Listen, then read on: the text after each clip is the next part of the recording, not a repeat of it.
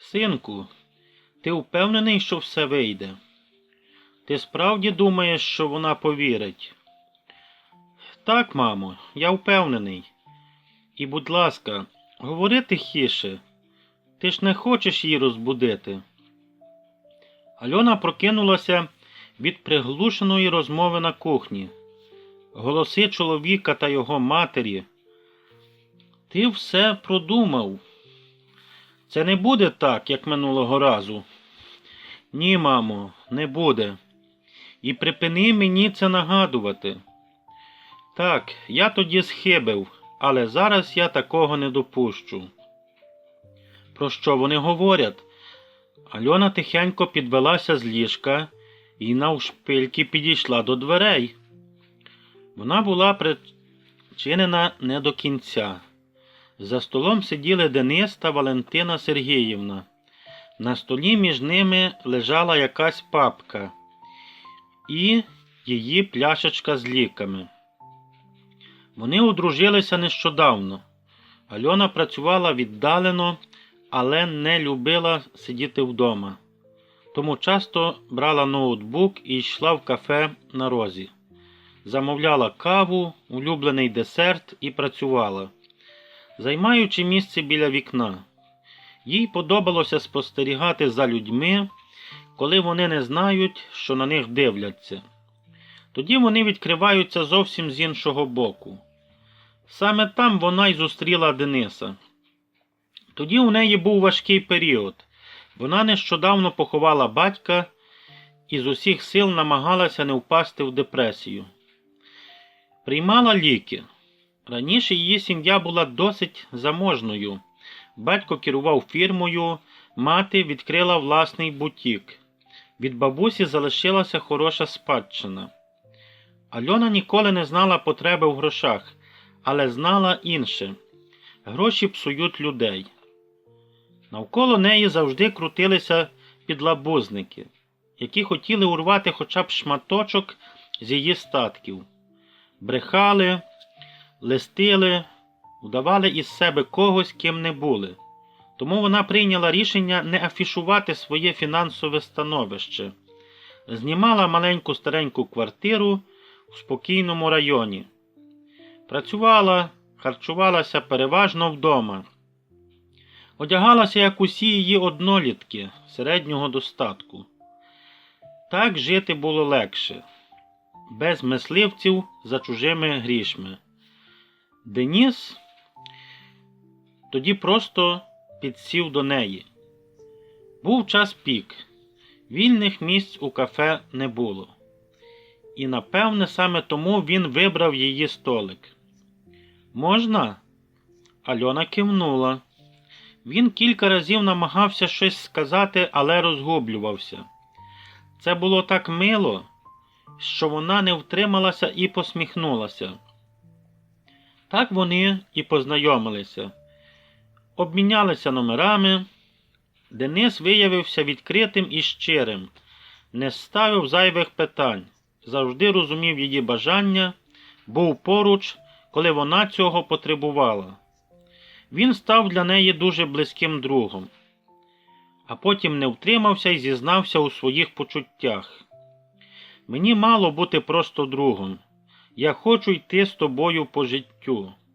Я люблю тебе і не уявляю своє життя без тебе». Альона спочатку розгубилася, зніяковіла, але потім все зважила і вирішила дати йому шанс. І він не підвів, був уважним, дбайливим, боготворив її. За півроку зробив пропозицію. Вона погодилася. Після весілля наполіг, щоб Альона заїхала з орендованої квартири, взяла речі та переїхала до його матері. У неї простора квартира, місця всім вистачить. Навіщо витрачати гроші на оренду, якщо можна відкладати на власне житло? Так вони почали жити з Валентиною Сергіївною. Жінка була спокійна, добре прийняла Альону, називала своєю дочкою, не втручалася у їхні стосунки, казка, а не свекруха. І ось зараз на очах Альони всі ілюзії руйнувалися. Денисе, ти впевнений, що це не чутки? Мамо, я не знаю, це напевне. Мені сказав перевірений чоловік. Ти ж не думаєш, що я витратив би скільки часу марно через якісь плітки? Я все перевірив. У неї непоганий капітал у банку, квартира батьків, їхній бізнес і бабусина спадщина.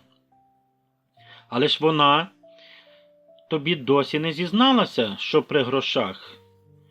Усьому свій час, мамо, і мені не потрібні її зізнання. Я її законний чоловік. Дітей у нас немає і не буде. Я про це подбаю. А далі своє діло зроблять таблетки.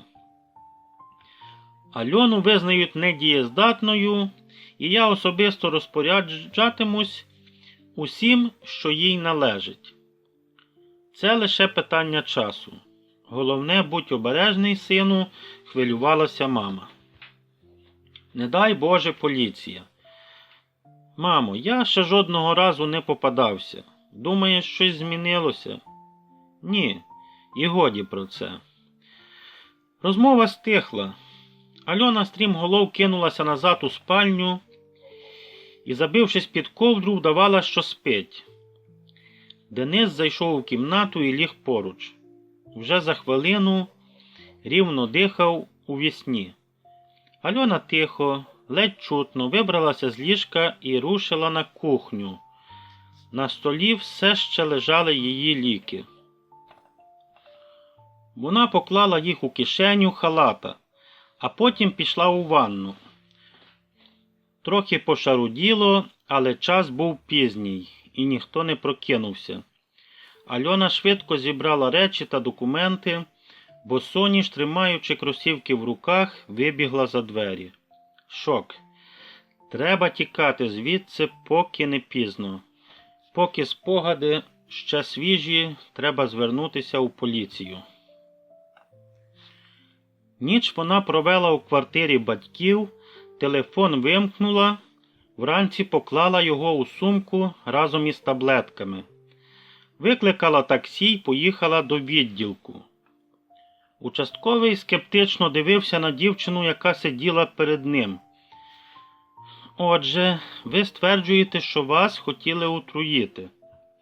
Навіщо? Я ж вам уже казала, у мене є гроші, вони хочуть їх забрати. Я сама все чула на власні вуха. Альона була на межі нервового зриву, але поліцейський не поспішав сприймати її серйозно. Ви розумієте, що таке звинувачення дуже серйозне. І якщо ви все це вигадали, то нестимете відповідальність. Я розумію. І ви зрозумійте мене. Я вимагаю перевірити мої таблетки. Вони їх підмінили. Я не знаю на що, але це щось небезпечне. Гаразд, пишіть заяву. Тим часом Денис шукав дружину. Обдзвонив усіх знайомих, подруг, друзів. Якось дізнався адресу квартири батьків і приїхав. Довго дзвонив у двері, але Альона не видавала жодного звуку. І він пішов. Дівчині довелося ховатися. Вона зняла квартиру на околиці міста, змінила номер телефону, перестала користуватися соцмережами. Аж раптом подзвонив поліцейський. Альоно, добрий день. Телефоную щодо вашої справи. Так, я вас слухаю. Ми перевірили таблетки, вони не збігаються з тими, що вказані на упаковці. Що? Я прошу вас прийти у відділок. Коли вам буде зручно для дачі показань. Альона розповіла поліцейському все, що знала. До Дениса навідалися, але квартира виявилася порожньою. Вони з матір'ю з'їхали. Здавалося, що це кінець. Але раптом з'явилася зачіпка. Нещодавно у відділок приходила дівчина. Вона стверджувала, що її хочуть вбити. Була в неадекватному стані, тому її затримали. А потім прийшли батьки і забрали її. Поліцейські зв'язалися з нею. Вона теж зустрічалася з ідеальним хлопцем. Все йшло до весілля. Але дівчина помітила, що після прийому вітамінів їй ставало погано. Правда, ім'я її нареченого було іншим. Але ось портрет повністю збігався. І його матері. Дівчина почала підозрювати щось недобре. І коли їй знову стало погано, вона звернулася в поліцію. Їй не повірили. Подумали, що вона під нею якісь є наркотики, і віддали на руки батькам, які переконали доньку забути цю історію і припинити стосунки.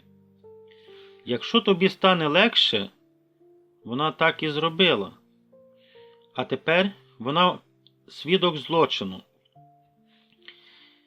Дениса і його матір знайшли. Вони попалися через місяць у іншому місті. Дівчина, якій він щось підсипав, мала алергію на препарат. Лікарі виявили у крові наркотики і повідомили поліцію. За гарячими слідами шахраїв затримали. Їх заарештували за замах на вбивство. Виявилося, що вони займалися цим вже кілька років. Денис, починаючи з 18 років, був одружений кілька разів. Усі його колишні дружини підозріло помирали.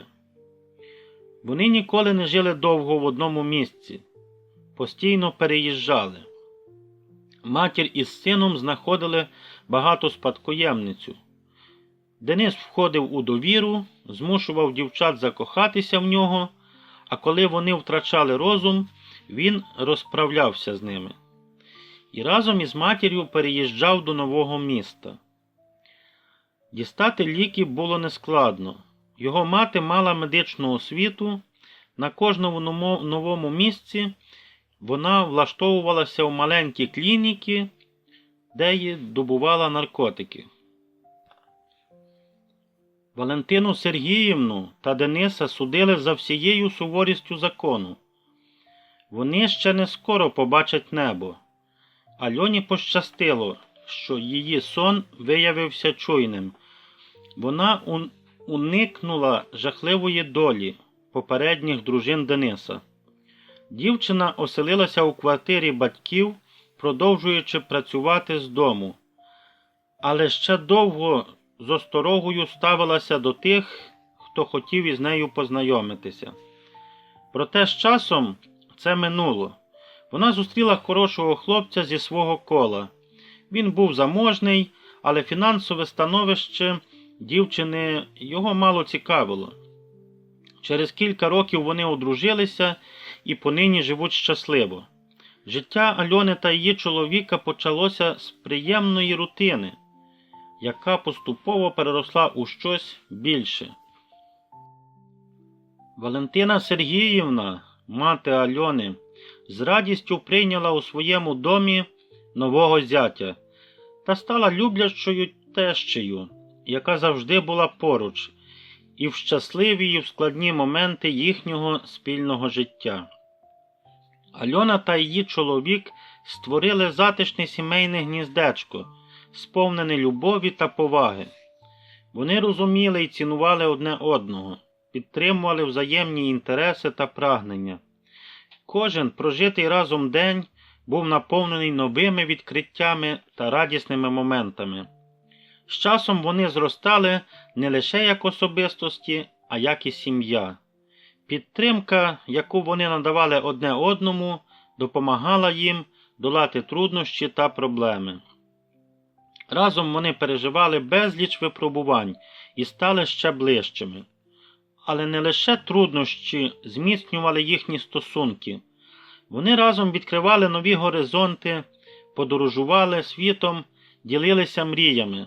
Кожна мить, проведена разом, була безцінною. нагадувала їм про значення та силу їхнього кохання. Вони прожили багато років, зберігаючи свою любов і долаючи всі труднощі. Щастя Альони та її чоловіка було справжнім і непідробним. Вони знайшли одне одного вірного спутника життя, з якими були готові пройти всі злети й падіння, зберігаючи священну любов. Через кілька років щасливого подружнього життя Альона та її чоловік вирішили збагатити свою сім'ю новими членами – собакою та кішкою. Вибір не зайняв багато часу. З першого погляду вони полюбили Лайму, цуценя німецької вівчарки, і Багіру, маленьку чорну кішечку. Згодом собака та кішка стали невід'ємною частиною їхньої сім'ї, приносячи в дім радість і веселощі. Лайма була вірним сторожем, надійним компаньйоном для прогулянок і відданим другом для дітей, яких вони сподівалися мати у майбутньому. Багіра зі своїм належним характером стала справжньою господинею дому, привносячи в нього затишок і тепло своєю ласкою. Їхнє сімейне життя стало ще яскравішим із появою двох пухнастих друзів. Разом вони досліджували світ, проводили час на природі, грали у дворі та насолоджувалися кожною миттю, проведеною разом. Багіра і Лайма стали символом їхнього кохання та відданості одне одному. Нагадування про те, що справжнє щастя у сім'ї, яку вони створили разом, це те, що люди не повинні один одного забувати, а завжди підтримувати і бути поруч. Їхнє життя було сповнене радості, гармонії та безмежної любові, яка з кожним днем тільки міцніла. Кінець. Скоро буде нова історія. Якщо бажаєте не пропустити, запрошую вас підписатися на канал. До зустрічі!